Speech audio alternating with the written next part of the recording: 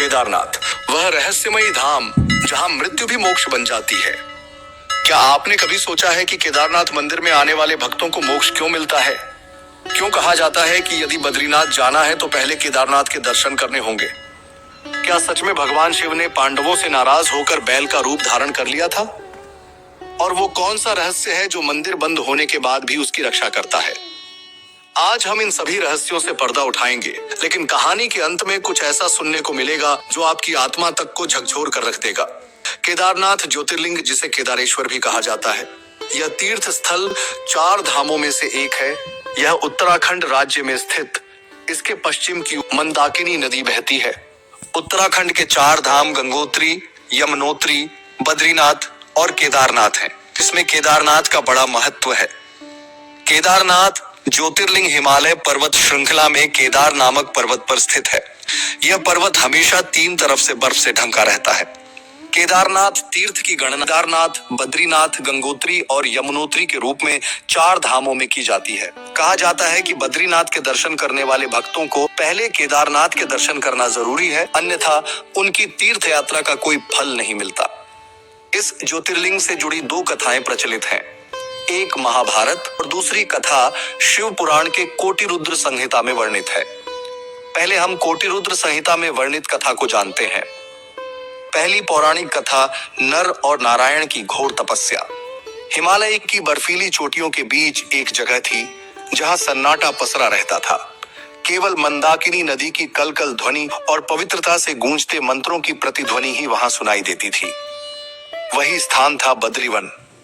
भगवान ब्रह्मा के पुत्र धर्म और उसकी पत्नी मूर्ति के 2 पुत्र हुए थे, जिनका नाम नर और नारायण था। लेकिन क्या कोई कल्पना कर सकता था कि ये दोनों बालक भविष्य में श्री कृष्ण और अर्जुन के रूप में जन्म लेंगे और धर्म की स्थापना करेंगे? श्री भगवत गीता के 4थे अध्याय के 5वें श्लोक आप इस बात की पुष्टि कर सकते हैं। ये दोनों ही पुत्र नर और नारायण बद्रीवन में स्वयं के द्वारा बनाए गए पार्थिव शिवलिंग के सम्मुख घोर तप किया करते थे। शिव जी उन दोनों बालक से प्रसन्न होकर उनके द्वारा बनाए शिवलिंग में प्रतिदिन समाहित हुआ करते थे। नर और नारायण की इस घोर तपस्या से भगवान शिव प्रकट हुए और मुस्कुराए शिव जी ने उन बालकों से कहा कि मैं तुम दोनों की तपस्या से अति प्रसन्न हूँ। जो भी वर मांगना चाहते हो मांग सकते हो।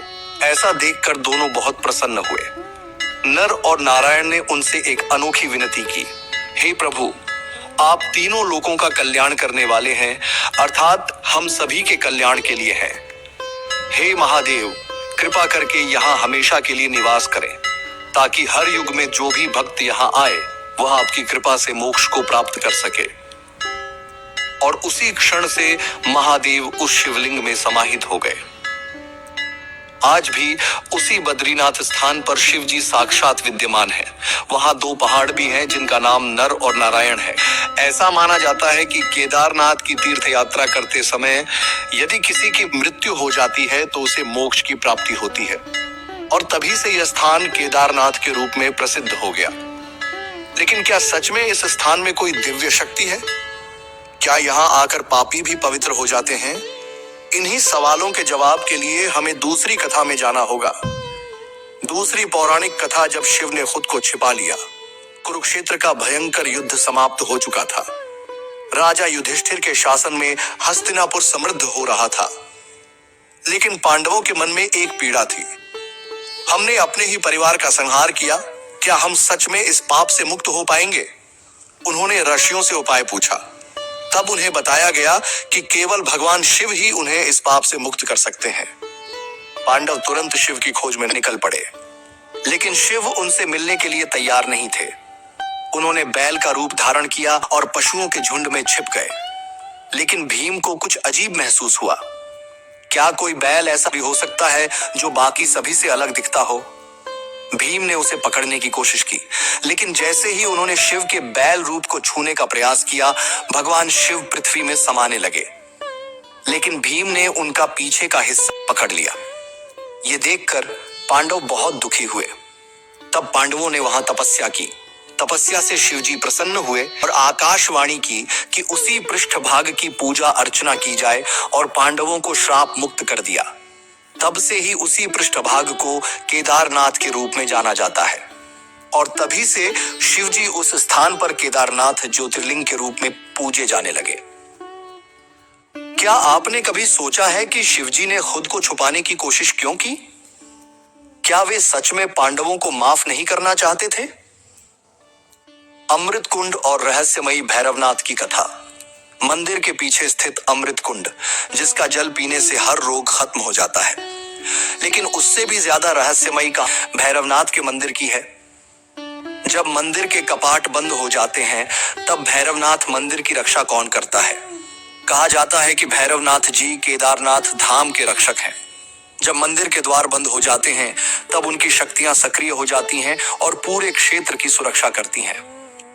केदारनाथ मंदिर का अनोखा रहस्य। यह मंदिर साल में केवल 6 महीने ही खुलता है, बाकी समय यह पूरी तरह से बर्फ में ढका रहता है। लेकिन 2013 में जब भीषण बाढ़ आई थी, तब पूरे केदारनाथ क्षेत्र में भारी तबाही मची थी। लेकिन सोचने वाली बात यह है कि मंदिर का मुख्य ढांचा और शिवलिंग पूरी तरह सुरक्षित रहे। क्या यह महादेव की कृपा थी, या फिर कोई अदृश्य शक्ति इस मंदिर की रक्षा कर रही थी? क्या आप जानते हैं, केदारनाथ जाने से पहले बद्रीनाथ के दर्शन करना निषेध माना जाता है। यहाँ जो भी भक्त अपनी अंतिम सांस लेता है, उसे मोक्ष की प्राप्ति होती है। यहाँ के नर और नारायण पर्वत हजारों साल पुरानी शिव भक्ति के गवाह हैं। अगर आपको यह वीडियो पसंद आया हो तो इसे लाइक जरूर करें और कमेंट में हर हर महादेव जरूर लिखें, ताकि हमें पता चले कि आप भी महादेव के भक्त हैं। ऐसे ही अद्भुत और रहस्यमयी वीडियो देखने के लिए चैनल को सब्सक्राइब करना न भूलें। हर हर महादेव।